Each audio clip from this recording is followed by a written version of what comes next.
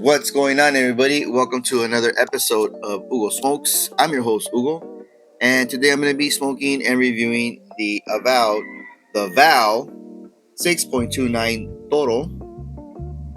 This here is a 6x50 Toro cigar, and this cigar consists of Ecuador habano wrapper and binder, fillers from the DR, including piloto cubano, criollo 98, corojo 99, San Vicente, and this one here also includes a leaf of cotui tobacco from the Kellner farm and the DR. So it is the fourth cigar of the Avowed series, and this one might have been sent over from Dave or the guys at Avowed, but I also did have some extra ones that was sent in from Texas Cigar Society. So not sure which one this one is, but thank you both for sending in cigars for me to smoke. So let me go ahead and cut it up and test the draw. And I had previously cut the cigar because it was not drying uniformly. So I think now I checked it in the morning. It was 61 cap and foot. And just a very nice wide open draw. Well, not wide open, but like just a little bit of resistance. Fresh cut wood on the draw, and even like a little bit like of a sweet aftertaste. So let me go ahead and light this thing up, and I'll be back for my introduction. Welcome back at the end of the second third of the Vow. And as you can see, the burn line is a little bit wavy, but it's serviceable. The ash just fell, but it held out pretty much throughout the first third. So great construction. Also, prepped the cigar for a few days, smoking it at 61%. So that probably helps also. And, I have a love-hate relationship with this cigar. I smoked several already. And, some hit, some don't hit. This one's hitting. But as far as, the profile on the cigar, on the palate, very cedar forward to start off with, and then getting a nice fruity medley mix, kind of like a berry mix in there. That's very nice. And then coffee on the finish.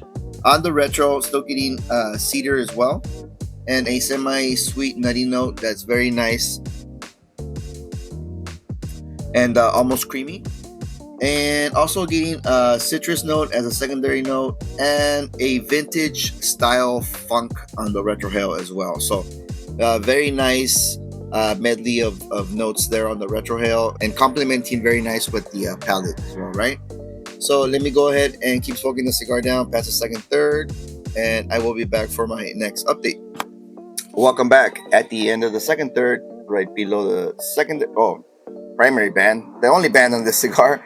So burn line still wonky, and that's pretty much my experience with this cigar. It's never like razor sharp, but that's fine. Great construction. Never had burn issues with this cigar. Nice ash standout. It's a little bit flaky, but here is the turning point where I start not liking this cigar. This one's not that bad, but it starts off with still cedar, from the beginning first third, and then it starts getting real bitter on me. This one, it's okay still. Get a blast of a cinnamon spice on the palate, and a strong citrus zest coming in. Again, some are super off-putting. This one's okay. On the retro, still getting cedar and a citrus mix. Still nutty and creamy, so that's good. So semi-sweet, a little bit of that berry sweetness from the first third as well. Not complaining there. The retrohale sting increased a little bit, 3 to 4 clicks out of 10 from 2 to 3 clicks on the first third.